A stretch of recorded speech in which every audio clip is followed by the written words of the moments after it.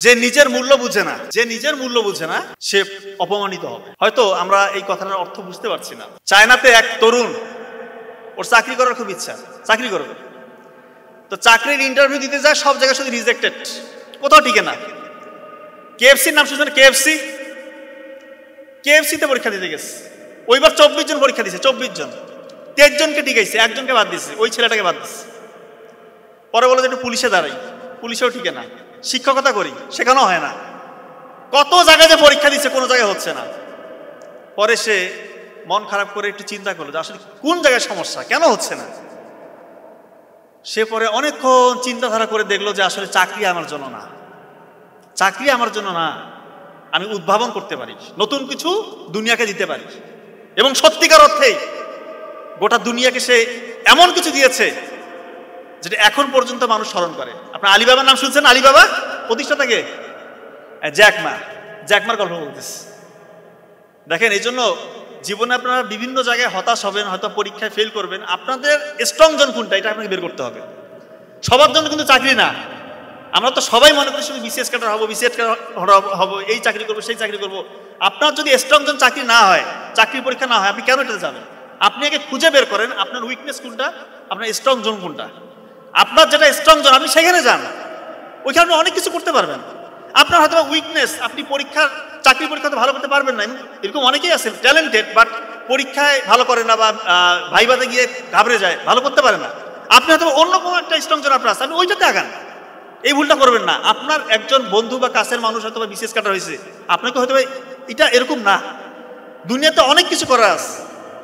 আর সফলতা মানে শুধু চাকরি না রে ভাই, চাকরি মানে পরাধীনতা। এই কথাটা আজীবন মনে রাখবেন। চাকরি শব্দটা এসে চাকর থেকে। আমরা তো বিসিএস ক্যাডার অফিসার, আমরা জানি চাকরি যদি করেন আপনি একটা বার্নিংসের মধ্যে থাকবেন। আর যদি নিজে উদ্ভাবক হইতে পারেন, যদিও এটা চান্সেস খুব কম থাকে, ব্যবসায়ী হওয়ার তার সুযোগ অনেক আছে। দেখেন যে ব্যবসায়ী হওয়া যায় কিনা, এখানে আল্লাহ তাআলার বরকতও আছে, আপনার স্বাধীনতাও আছে, আপনি নিজেই বস। ওই জিহুজু করতে হবে না আপনাকে। চাকরি করবেন মানে আপনি জিহুজুর। বাড়ি থেকে বের হইলে কোথাও যাবেন ফ্যামিলি নিয়ে, আপনার ছুটি লাগবে, দরখাস্ত দাও, এই করো সেই করো, দুনিয়ার প্রটোকল দরকার আছে। দুনিয়ার মধ্যে কি আপনি এই যে বন্দি জেলখানে থাকবেন? আমি বলতেছি না চাকরি খারাপ, কোনো কিছু না করার থেকে চাকরি করা ভালো, তবে চাকরি করার থেকেও ভালো কিছু করার আছে। তো আলী রাদিয়াল্লাহু আনহু আরেকটা উপদেশ দিয়েছেন এরকম, যে কঠোর পরিশ্রম করে আল্লাহ তাআলা তার জন্য পথ খুলে দেয়। আপনারা তো অনেকে খেলা দেখেন, লিওনেল মেসির নাম তো শুনছেন। মেসি কি সেই খেলে না, মানে 1 নাম্বার প্লেয়ার দুনিয়ার বলা চলে। তো ছোটবেলায় কিন্তু ওর একটা রোগ ধরা পড়ে, আপনারা জানেন হয়তো, গ্রোথ হরমোন নাই, মানে সে বড় হবে না। ওরকম ওই হরমোন যদি তাকে দেওয়া না হইতো বাইরে থেকে, তার কিন্তু খেলার কোনো সুযোগই ছিল না।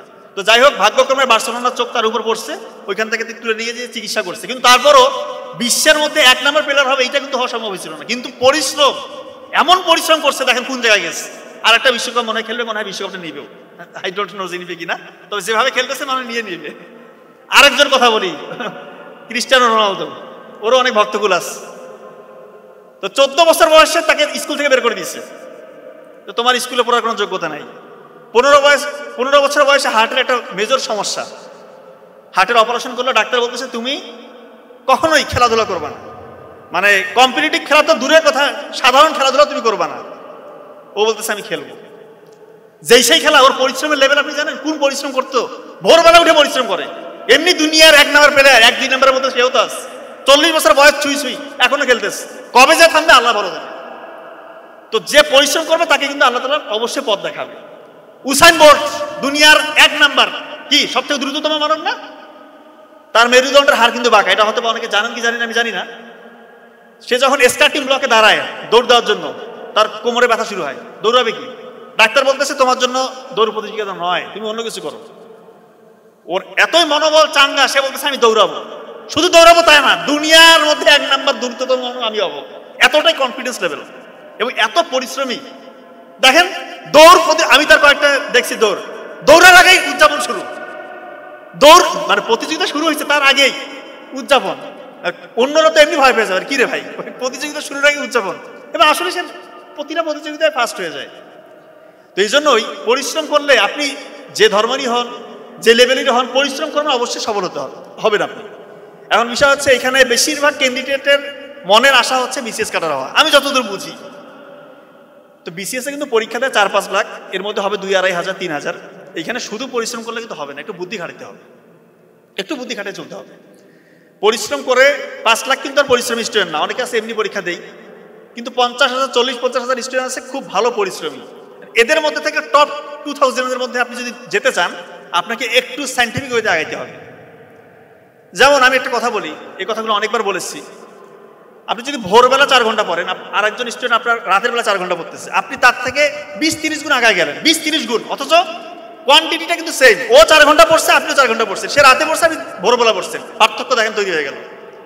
একজন কোনো রিভিশন দেওয়া দেই নাই, আর আপনি প্রতিদিন আগের পড়াগুলো রিভিশন দিয়ে এরপর নতুন পড়া পড়তেছেন, আপনি তার থেকে বহুগুণ আগায় গেলেন। একজন প্রতি ঘন্টার মধ্যে অন্তত 20 মিনিট পরে 10 মিনিট রেস্ট দিচ্ছে, আর একজন টানা পড়তেছে, আপনি তার থেকে আগে গেলেন। আমার বড় ভাই ডক্টর নাবিল বলছেন না, নীল কলমে লিখতে, নীল কলমে যেটা লিখবেন ওইটা দীর্ঘমেয়াদী স্মৃতি সেন্টারে গিয়ে রিজার্ভ হবে। আর একজন কালো কলমে লিখতেছে বা লিখতেছেই না, তো যে লিখতেছে না আর আপনি লিখতেছেন, আবার নীল কলমে লিখতেছেন, আপনি সায়েন্টিফিক হইতে আগাচ্ছেন, তা আপনার সাথে তো ওর একটা পার্থক্য, ভিজিবল পার্থক্য হয়ে গেল। বেশিরভাগ স্টুডেন্ট দেখবেন রাত জাগে, এই ভুলটা করবেন না। রাত জাগলে আপনার দেখবেন যে আপনি যে রাত জাগলে না ভরে উঠলো, তার থেকে আপনি বহুগুণ পিছিয়ে গেলেন। আর রাত যে জাগে কি করে ভাই? পড়ালেখা করে, গবেষণা করে নাকি? বেশিরভাগ এই যে স্ক্রল, টিকটক, ইনস্টাগ্রাম, রিলস, এগুলো বানানো হয়েছে আপনার মস্তিষ্ক যেন 5 সেকেন্ডের মধ্যে সীমাবদ্ধ থাকে। আপনার যে মানে চিন্তা চেতনা, ফোকাসিং পাওয়ার 5 সেকেন্ডের বেশি আপনি যেন ফোকাস কোথাও দিতে না পারেন, এই জন্য এটা তৈরি করছে।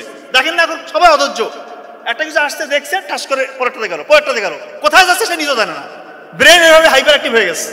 এখন এই ব্রেন নিয়ে যখন আপনি বিসিএস এর মতো পড়ায় যাবেন বা কোনো গবেষণার জন্য পড়ায় যাবেন, ওইখানে হিউজ পড়া থেকে আপনার তো মাথা খারাপ। আপনার ব্রেন তো হয়ে গেছে শর্ট টার্ম, 5 সেকেন্ডের মধ্যে আপনি শেষ, আপনার ফোকাস আর থাকে না, কনসেন্ট্রেশন থাকে না। তো সেই জায়গা থেকে এত হিউজ পড়া আপনি কিভাবে পড়বেন? দয়া করে এই জিনিসগুলো করবেন না, আনইউজুয়াল স্ক্রল করবেন না। আচ্ছা, এরপরে যে উপদেশটা উনি দিয়েছেন আলী রাদিয়াল্লাহু তাআলা, যে কোনো পরিস্থিতিতে কাজ চালিয়ে যেতে হবে। এক্ষেত্রে একটা চমৎকার গল্প বলি আপনাদেরকে। আজকে থেকে প্রায় 1000 বছর আগে মিশরের এক দুর্ধর্ষ কঠোর শাসক ও ইচ্ছা প্রকাশ করছে যে নীল নদে নাকি বাদ দিবে। আরে নীল নদ, এটা কি সেই নীল নদ? এটা কি যেই সে নদী নাকি? পৃথিবীর দ্বিতীয় দীর্ঘতম নদী, আফ্রিকা মহাদেশের দীর্ঘতম নদী, যেটাকে রাসূলুল্লাহ সাল্লাল্লাহু আলাইহি ওয়াসাল্লাম বলতেছে জান্নাতি নদী। এটা মিশরীয় সভ্যতা যেটার উপর গড়ে উঠছে, এর গভীরতা অন্যরকম। এখনো অনেকে মারতে পারে না এটা কোন জায়গায়, এটার উৎস কোথায়, এখনো বিজ্ঞানীরা দ্বিধাদ্বন্দ্বে থাকে। তো সত্যিকার উৎস কোথায়? অনেকে বলে ইথিওপিয়ার কোনো একটা পাহাড় থেকে, অনেকে বলে উগান্ডা থেকে, একজন এক এক কথা বলে। সত্যিকার যে উৎস কথাটা কেউ জানে না। ওই শাসক নাকি নীল নদের মধ্যে একটা বাদ দিবে, দিয়ে নাকি সেচ করবে, কৃষিকাজ করবে 1000 বছর আগে। তো ইচ্ছা পোষণ করছে, এখন ইচ্ছা প্রকাশ করছে, তার যে উপদেষ্টা মণ্ডলী আছে এটাকে বাস্তবায়ন করতে হবে। যে খুঁজো কোথায় আছে, দুনিয়া খুঁজো। খুঁজতে খুঁজতে ওই সময় সব থেকে যে জ্ঞানী ব্যক্তি, ইরাকের বাসরা শহরের নাম শুনছেন? বাসরা শহর ইরাকের, ওই শহরের একজন জ্ঞানী ব্যক্তি সন্ধান পেয়েছে। ওনাকে বলছে যে এরকম একটা প্রকল্প নিচ্ছে আমাদের শাসক, আপনি করতে পারবেন? বলতেছে হ্যাঁ, আমি মনে হচ্ছে আমি পারবো। ওনাকে নিয়ে আসছে রাজ দরবারে। মহারাজা তো মহা খুশি যে সে যে স্বপ্ন দেখছে সেটা বাস্তবায়ন হবে। ওনাকে আপ্যায়ন টাপ্যায়ন করে বলতেছে ঠিক আছে, আপনি এখন নীল নদে চলে যান, যা যা লোকজন দরকার আপনারা সব নিয়ে যান।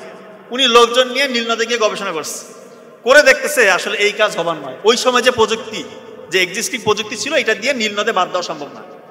এখন ইনি চিন্তা করতেছে আমি যদি এই কথা যে রাজাকে বলি যে এই কাজ হবে না, যে রাজা এ কিছু হইলে শুধু কতল, খালি মাথা কাটে, এই কাজ করা যাবে না। কি করতে হবে?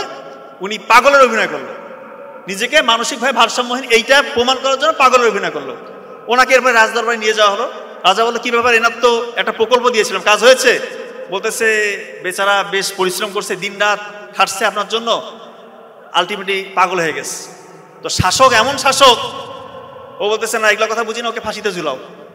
সবাই তো হতবা, কি ব্যাপার, এটা কেমন রাজা? বলতেছে না ওকে ফাঁসি দিতে হবে। তো উপদেষ্টা মণ্ডলী যারা আছে ওরা বলতেছে দেখেন মহারাজা, এনাকে যদি ফাঁসি দেন, ইনি কিন্তু জ্ঞানী ব্যক্তি, দুনিয়ার অনেকে এনাকে চিনে, এটা কিন্তু আমাদের রেপুটেশনের উপর একটা আঘাত আনতে পারে। তাহলে কি করতে হবে? যে এনাকে ছেড়ে দেন। না, ছাড়াছাড়ি নাই, ওকে যাবজ্জীবন কারাদণ্ড দাও। ওই বেচারাকে যাবজ্জীবন কারাদণ্ড দিস। তো এরকম শাসক কি আপনারা দেখছিলেন? ছিল না? কিছু হইলে, মতের অমিল হইলেই জেলে ঢুকাও, আয়না ঘরে ঢুকাও, শাস্তি দাও, গুম করো। বাংলাদেশে যেন এরকম শাসক আর না আসে, সবাই একতাবদ্ধ থাকবেন। কোন স্বৈর শাসককে বাংলাদেশে আর জায়গা দিবেন না। কেউ যদি বাংলার জমিনে আর স্বৈর শাসন করতে চায়, কিভাবে তাকে টেনে ইস্ত্রে নামাতে হয় সেই শিক্ষা আমাদেরকে আবু সাঈদ দেখে দিয়ে গিয়েছে। তো যাই হোক, ওই বেচা জেলখানায় গিয়েছে। জেলখানায় কি বসে থাকে পাবলিক? জ্ঞানী ব্যক্তি, সবসময় লেখাপড়া করে, বলতেছে ভাই আমাকে একটা কাগজ, পাগল তো পাগলের মতো বলছে কাগজ কলম দাও, লিখবে, খালি লিখবে। পাগল ছাগল কি করে, দাও কাগজ কলম দাও। একটা ছোট্ট ছিদ্র আছে তার ওই যে জেলখানার মধ্যে রাখছে, ছোট্ট ছিদ্র দিয়ে শুধু আলো পাস হয়, আলো আসে। ওই আলো নিয়ে গবেষণা শুরু করেছে, আলোটা কিভাবে ওয়ালের মধ্যে প্রতিফলিত হচ্ছে, ওখান থেকে কি হচ্ছে। এইটা থেকে আলোর যত সূত্র আপনারা পড়েন, যারা ফিজিক্সের ছাত্রছাত্রী আছেন, আলোর যে লেন্সের সূত্র, আমাদের চোখের যে লেয়ারগুলো আছে, এখানে লেন্স আছে, cornea, retina, aqueous humour, vitreous humour, optic nerve, সবগুলো নিয়ে আবিষ্কার করছে। ওই সময় পর্যন্ত মানুষ জানতো যে আলো আমাদের চোখ থেকে কোনো বস্তুতে যখন আলো যায় আমরা সেই জিনিসটা দেখি। ওই সময় পর্যন্ত মানুষ এইটা জানতো, কিন্তু উনি এটা ভুল প্রমাণিত করে বললেন যে না, কোনো বস্তুতে যখন আলো প্রতিফলিত হয়ে আমাদের চোখে এসে ধরা দেয় তখনই আমরা কোনো বস্তু দেখি। এটা উনি আবিষ্কার করছে। শুধু তাই না, আলোর উপর সব থেকে কয়েক খণ্ডের একটা বিখ্যাত বই, আপনারা হয়তো নাম শুনছেন, কিতাব আল মানাজির, বুক অফ অপটিক্স, নাম শুনছেন? এই বুক অফ অপটিক্স উনি লিখেছেন। শুধু তাই না, কয়েকশো বই উনি জেলখানায় বসে লিখছে। আপনারা তো এখন আইনস্টাইন, নিউটন এনাদের কথা শুনছেন, বা এনারাই মনে করেন যে বিজ্ঞানী। আইনস্টাইন নিজের প্রতিকৃতির সাথে এই বিজ্ঞানীর নাম রাখতো, নিজের প্রতিকৃতির সাথে ওই বিজ্ঞানীর প্রতিকৃতি রাখতো। ওই বিজ্ঞানী আর কেউ না, ইবনে আল হাইতাম, নাম শুনছেন? ইবনে আল হাইতাম। দেখেন, যে কোনো পরিস্থিতিতে আলী রাদিয়াল্লাহু তাআলা বলছে যে তোমরা কাজ চালিয়ে যাও, এই বেচারা কাজ চালিয়ে গেছে। দেখেন আজকে দুনিয়া ওনাকে স্মরণ করতেছে।